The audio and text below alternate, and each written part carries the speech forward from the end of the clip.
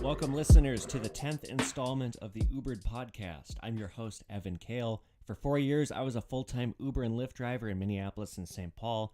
I gave more than 8,000 rides in that time period, and I wrote 2 books on the subject. UBERED, My Life as a Rideshare Driver, and the sequel, UBERED 2, both available on Amazon and paperback and Kindle. Listeners, I've said it before, the UBERED podcast, as much as I'm enjoying it, it will not last forever. And the reason is, I'm not an Uber driver anymore, and I only have so many stories. And although I've written 2 books and I've shared a lot of them, I haven't shared all of them. In this episode, I'd like to talk about all the stories that for whatever reason I just never wrote about. These are the unwritten accounts. If you've been listening to this podcast for a while, you know that I will sometimes, in referencing a story, will quickly reference another story, and I'll just add that I never wrote about it because it wasn't very interesting. By and large, that is why I didn't include some of these stories, is like something happens, but it's not interesting enough for it to be its own story or its own entry in my book. Because the book is a book of short stories, and it's like, so for one example, I'm sitting in my car, I'm working on my computer, and this kid just skateboards right into my car and falls off because he's looking down at his phone. It was funny.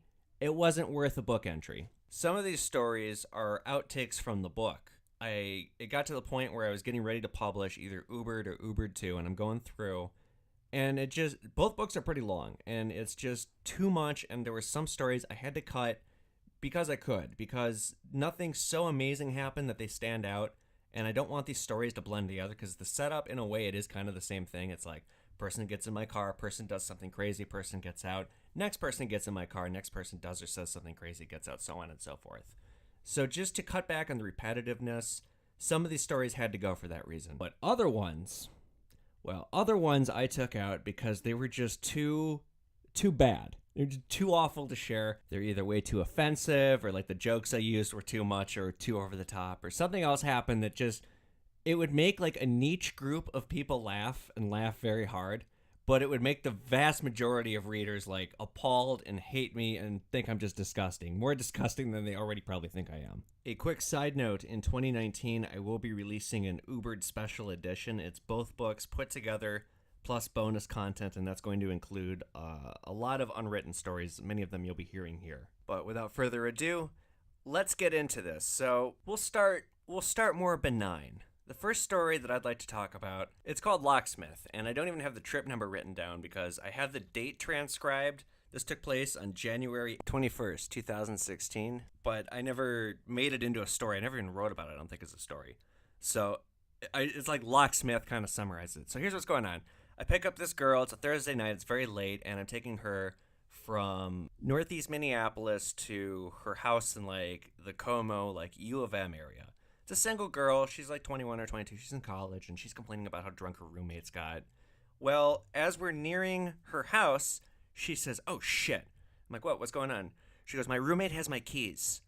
I'm like, "Oh, fuck. We have to turn around and go back." All right, fine. We'll turn around and go back. I mean, at least the meter's running. I'm getting paid for this. And, like, this girl's perfectly pleasant, although she's a little drunk.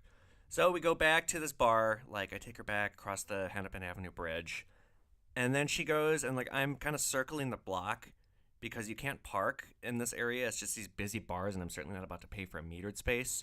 And I'm getting paid because the meter's running. So, like, I just circle the block, and this girl's going to go in, meet her roommate, and get the keys. Well, 15 minutes later, this girl's still not back in the car, and she's left her purse. She's taken her phone, but she's left her purse in my car as, like, collateral to keep me booked as her driver, like, to keep me from ending the trip. So she calls me finally, and she says, like, "You have to come pick me up at this one corner here." Well, it turns out this girl has gone on a safari to try and find her roommate, who has left with some other dude and just hasn't bothered to give her the courtesy, and has her keys. So this girl doesn't have the keys to her apartment, and she's got to get in. And it's a pretty cold night. Like, there's no way this girl can wait outside. She also informs me that she's broke, so she can't afford to call AAA or anything, and get a professional locksmith to, like, break into her house. So I casually mention, "Well, hey, I'm pretty good at picking locks." True story, when I had my Z3, I once locked the keys in my trunk, and I called numerous locksmiths, and all of them told me the lock would be impossible to pick, and they'd have to drill the lock, and replacing all that would cost me like thousands of dollars, because they basically have to drill a hole through my trunk. Well, guess what? Using a fucking paper clip, I picked that lock open. So, like I said, I'm pretty good at picking locks. And I volunteer my services to this girl. We arrive at her house, and I ask her, do you have a paper clip? Do you have a hairpin? Anything like that? Well, she whips a hairpin out of her hair. I bend it, and I turn it into, like, something that can slip into the key, and we go up to the front door.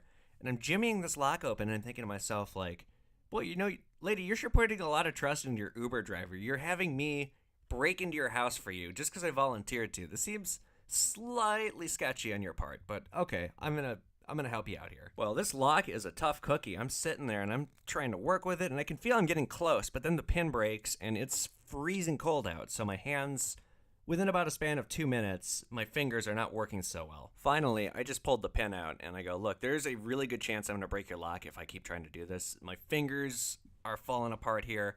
I don't know if I can do this. I'm sorry. I might have oversold my services. Well, she tries her roommate a couple more times. The roommate isn't picking up, and she looks and she's like, what am I supposed to do? And I go, well, you could rent a hotel room. That's going to cost you at least $100. You can call a locksmith. That'll cost you at least $150. Then I look around and I look up and I see there's no cameras anywhere. The landlord hasn't installed any kind of security cameras. I go, or you could tell your landlord he ought to be ashamed of himself for not installing security cameras and suggest that he do after this break-in. And she goes, what break-in? And I wrap my sleeve up in my fist and I punch through the window pane and I unlock the door. And I go, you're welcome.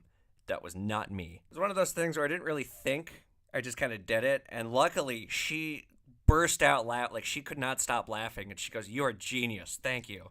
So she went inside and luckily I didn't cut my hand. I was fine. And that was that. I left. Some of these next stories are longer. I'm going to give you a couple short, quick ones. Just, they're chuckle stories. They'll make you laugh. The first one's called The Fraud. So I pull up on Hennepin Avenue. There's this, it's a house, but it's also a business. It's a psychic, and I think the person lives there. Well, I pulled up to this place, and I'm waiting, and the person's not coming out. It's late at night. And finally, I have to call them. And just in like a drunken voice, kind of like, oh, like somebody hiccuped. They go, I'll be right out. Well, this woman comes out, and she looks like a psychic. It must be the psychic. And she crawls into the car, and she goes, I'm sorry, I didn't know you were here. And I did not say a word to her. I just looked at her as piercingly as I could. And then I looked at the big sign that says psychic, and I looked back at her, and I looked back at the sign, and I started the trip, and I'm thinking to myself, the only thing you're drunk on, lady, is your own lies. In another colorful episode, maybe a week after the Trump election, I picked this woman up outside of Walgreens. This was like one of my first trips back on the road. So I had retired from driving and I got like a regular job. It was a temp contract. The temp position ended and I kind of found myself I had to drive again because I didn't have any other jobs lined up. So I'm driving this woman like right after the election. And this woman is first drilling me with all the repetitive questions that drive me crazy. Like, so how long have you been an Uber driver? What's the craziest thing that's ever happened to you? What's the furthest you've ever had to driven? What happens if somebody pukes in here? But then she kind of starts wanting to talk about politics, and like, I don't want to talk politics with this lady.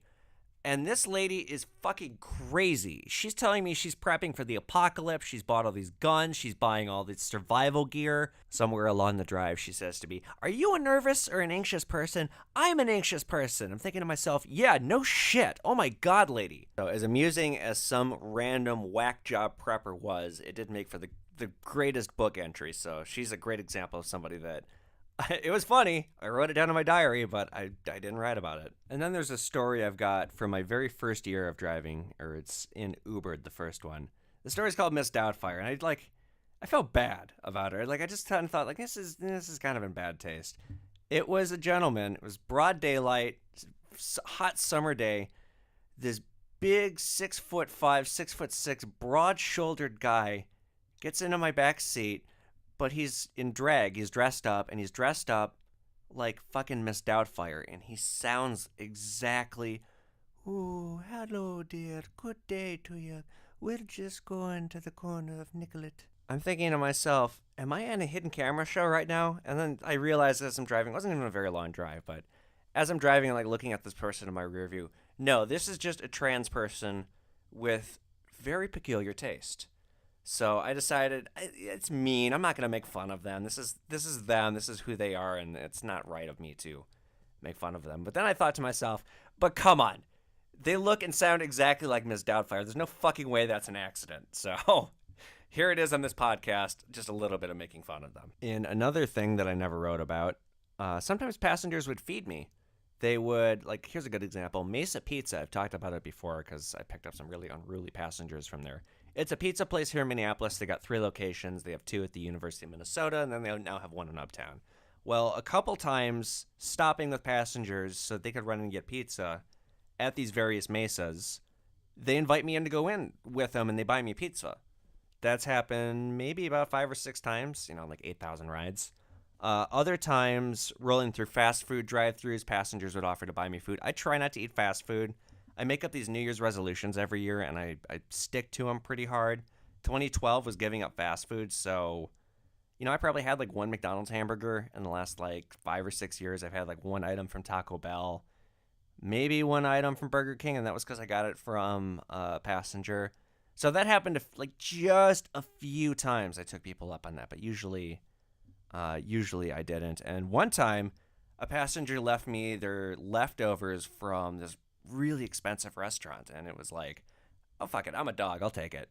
So I took it home, and it was like this like deep fried cooked liver with this like really delicious sauce, and it was some kind of a pasta dish that came with it. Maybe not the cleanest thing, but well, Evan Kale the dog, what can I say? Dogs gotta eat. It's like one of my favorite sayings. But let's quickly talk about the spellbinding power plant.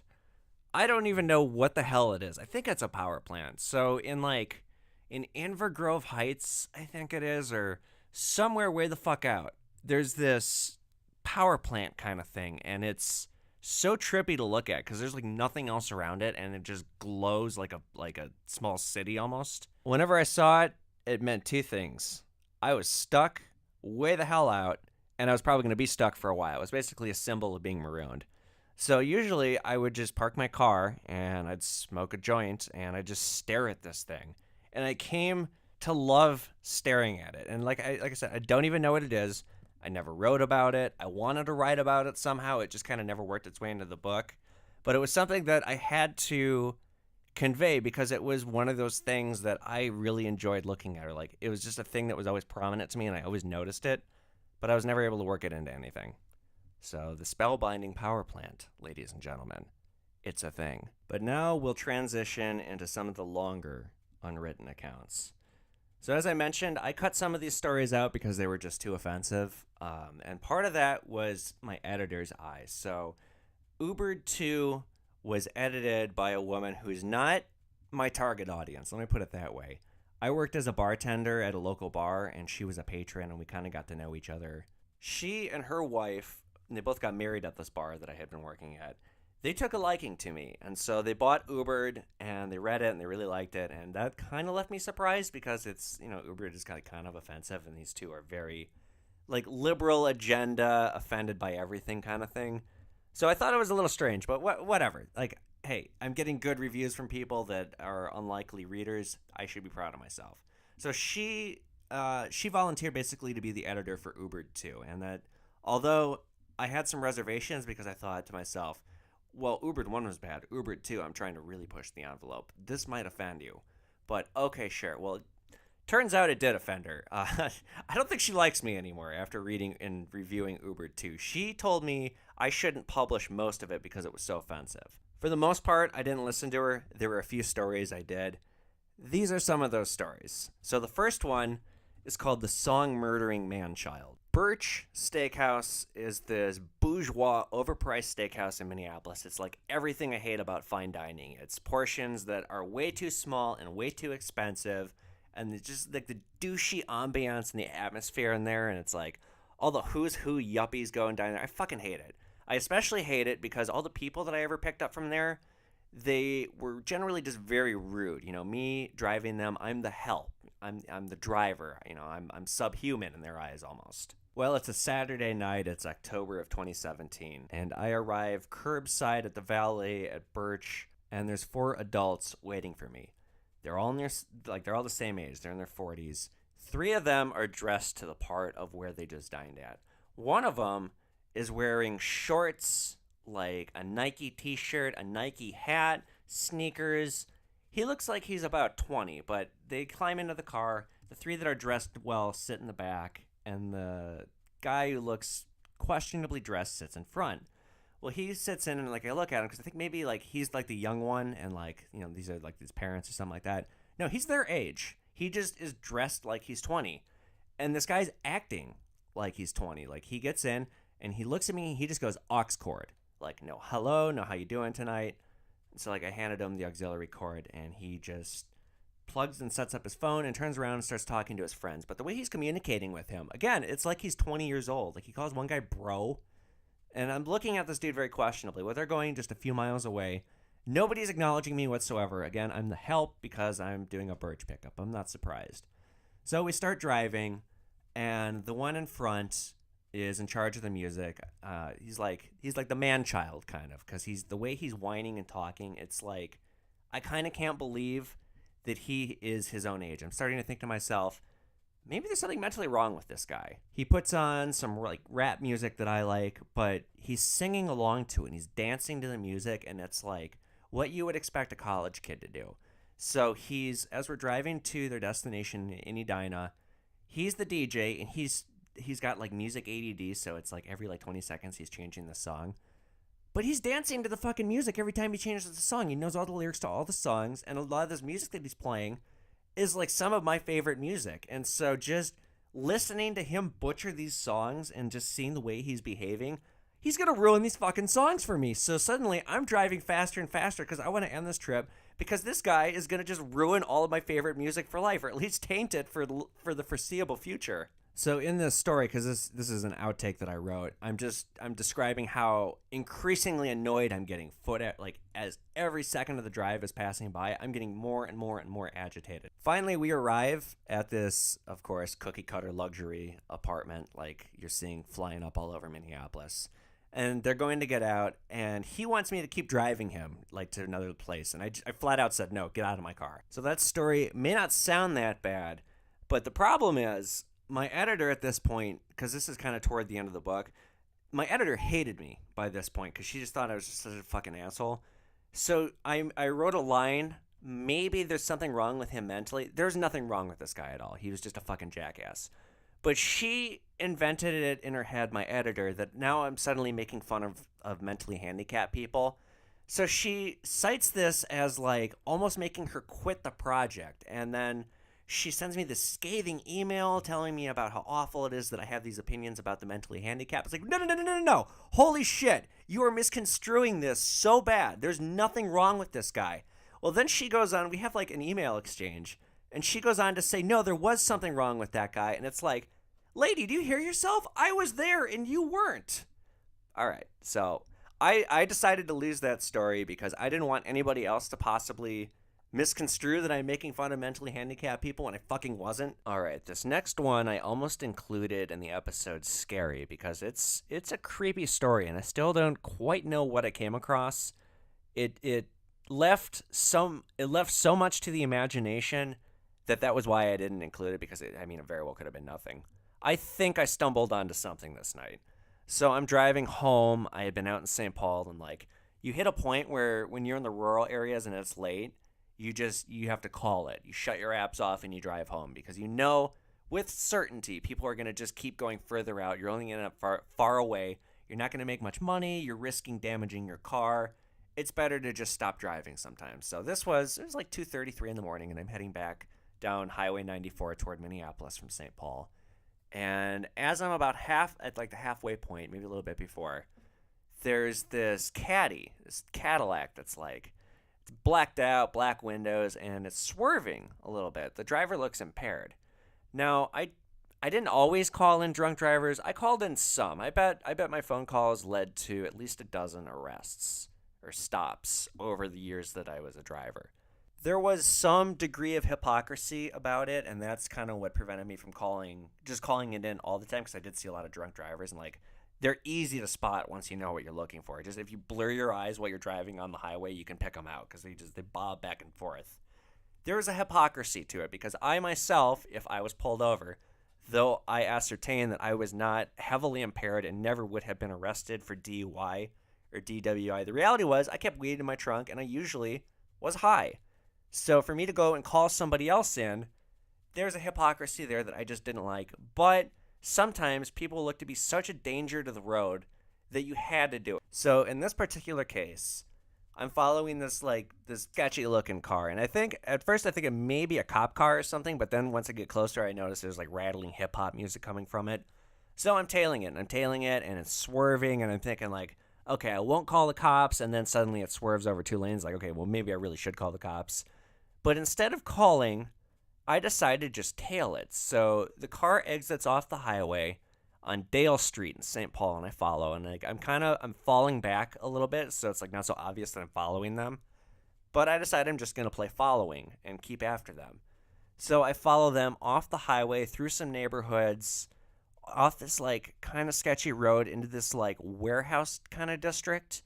And I'm, at this point I'm 400 or 500 feet back. I don't even know if this guy still knows that I'm following him. And I'm creeping, and I go across where this guy disappeared, and there's no more buildings. It's just like bare parking lot.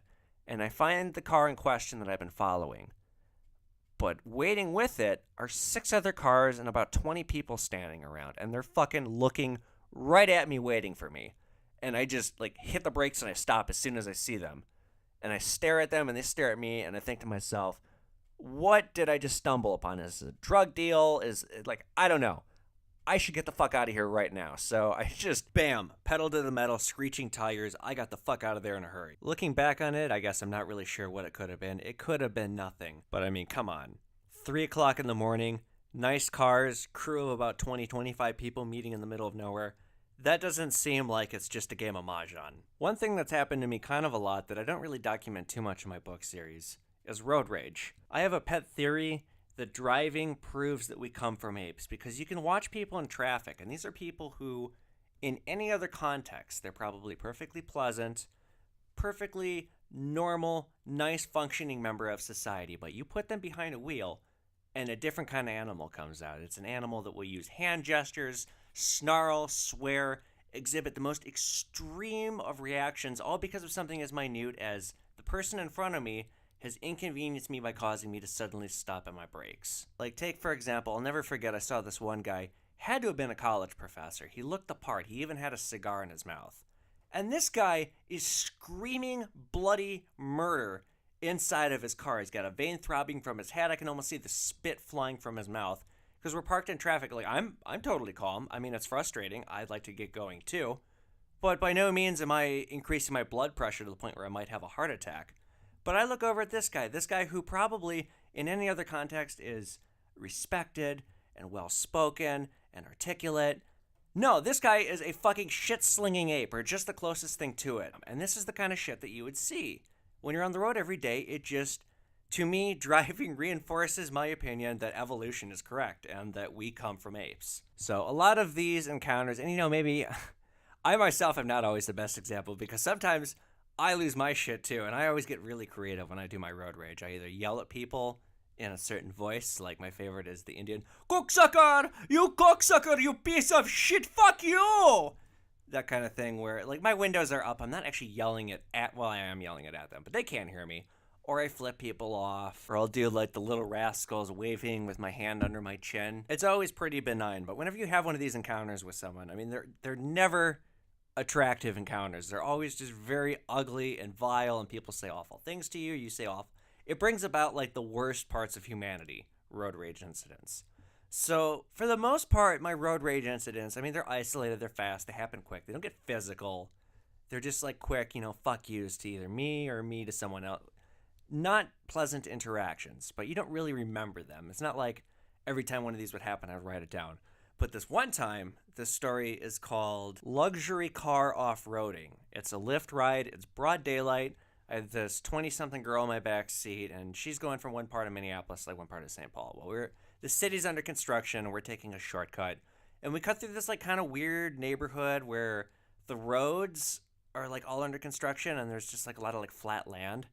I think I cut through someone's yard, or I cut through like a yard of some kind, because there was like no real road to get through, and I had to get like through this part of the property. Well, as I'm doing this, there's a UPS driver delivering a package. And so like the car, like I realized I made a mistake. I shouldn't have been attempting to make this kind of a shortcut. So we're like driving like across like a yard or like a lawn or something like that. And I'd made a joke, oh, it's a little luxury car off-roading for you today. How's that for some excitement? Well, this UPS driver delivering this package nearby just starts screaming a bunch of shit at me. And, like, my windows are up and there's music playing. But I can hear that and see this, like, animated UPS driver is, like screaming at me.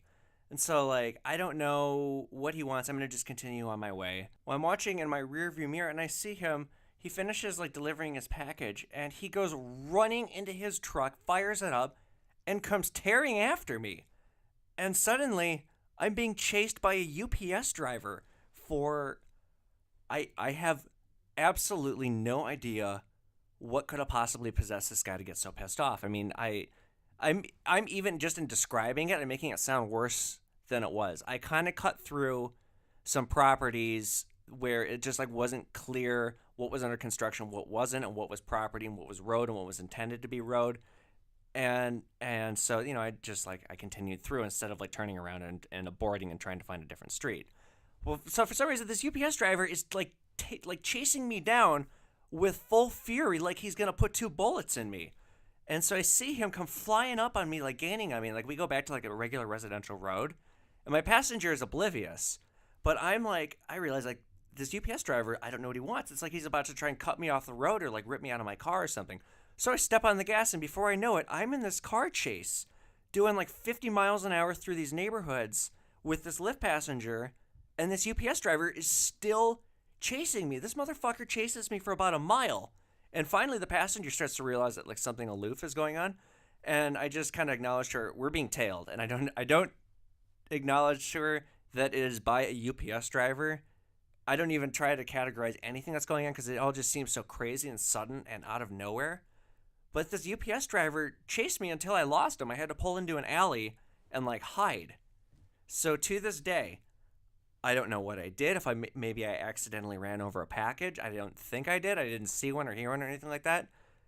From my recollection, I'm simply taking a very questionable shortcut, and a UPS driver sees me do it and yells at me to stop, and I, like, can't hear him / am ignoring him.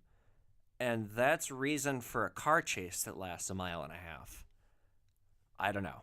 Maybe there's something in the UPS handbook about vigilantism, and if you see an Uber driver taking a lazy shortcut to run that fucker off the road. But listeners, this last story that I'm going to share with you, it's not even that bad. And when I went over it again in preparation for this episode, I asked myself, wait, why did I exclude that from the book? And the reason is, I just was kind of lazy. I didn't want to write a 5-page story. I had forgotten to write this one, and the book was done. And it's just like, okay, well, I guess I'll just leave this one out. So this one, it's the summer. I got these 2 guys in my back seat. They're in their mid-40s, and they've been out drinking all night. They're both very drunk. I'm picking them up in Golden Valley. It's about bar close, so about 1:30, 1:45. One of them is heading south to Bloomington, and the other one is heading way far south to Savage. Now, that's not a trip I would want to do, because once I drop them off, I'm going to be stuck down there. I'm going to have to turn around and drive back to... I was living in Edina at this time, so I was going to have to drive north to Edina, which is like 20 miles away, all on my own dime. And just, like, not how I'd like to end the night, but it could be worse. If anything, it'd be nice if these guys puked and I could collect a fine off of that. But they're not that drunk. They're still pretty drunk. So as we're driving, I'm kind of listening to them. I got classic rock playing, and I'm, like, more zoning out than anything. Well, I overhear one of them complaining to the other one about how are we going to hide this from our wives.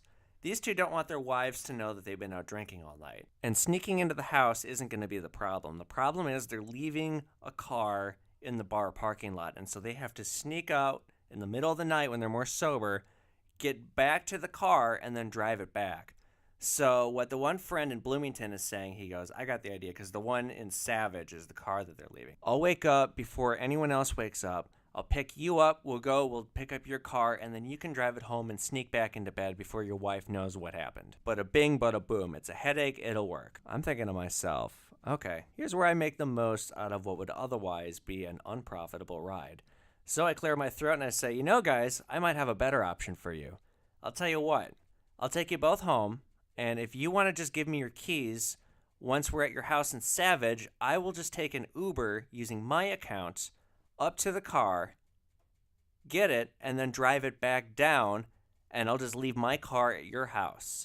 So the only thing I will need you to do is pay for the Uber from Savage back up to your car, and then I'll just drive it back. I'll leave the keys in the glove box in your driveway. Your wife will never know. I'll even leave you a text message when it's done. And there's an immediate pause and silence after I say this, and I look in the rear view because I'm thinking that they might be scowling. And they both look like they've won the lottery. And the one guy goes, "Wow, you would really do that?" And they go, "Yeah, just as long as you throw me a couple bucks and pay for the Uber. That sounds fine to me." And so the guy goes, "Is $100 enough?" And I'm thinking like, fuck, I would have asked you for $50. Yes, $100 will definitely cover it. So we drop the first friend off, then we go to an ATM. Second friend in Savage gives me $100 cash, and like I'm gonna just pay for the Uber ride out of that. He gives me his keys, I drop him off, I leave my car parked, and then I whip out the Uber app. So he's gone inside and like gone to bed now. So now it is on me to complete this task. Well, I'm sitting there with the Uber app on trying to catch a ride, but god damn it, I'm so far south, no sane driver would want to take this trip because like I mentioned, it's almost certainty when you're this far south, the passenger is not going further north. So I can't catch a ride. So I try doing Lyft, same thing. I finally connect to a driver and I go, "Look, man, like here's what's going on. I will give you $20 as a tip just to come pick me up." And the one Lyft driver that I connected to, that I proposed this to, laughs. He goes, "40. And I'm like, "40? Fuck you." And I hung up on him. And then I realized, oh shit, well there goes that. So plan B, I decide I'm going to drive to the car and I'm going to call an Uber at this guy's car because once I get to his car in Golden Valley, I will definitely be able to catch an Uber. And when the Uber driver comes, I will just have him follow me in this guy's car down to Savage, and then I will get in the Uber and have him drop me back off where I leave my car.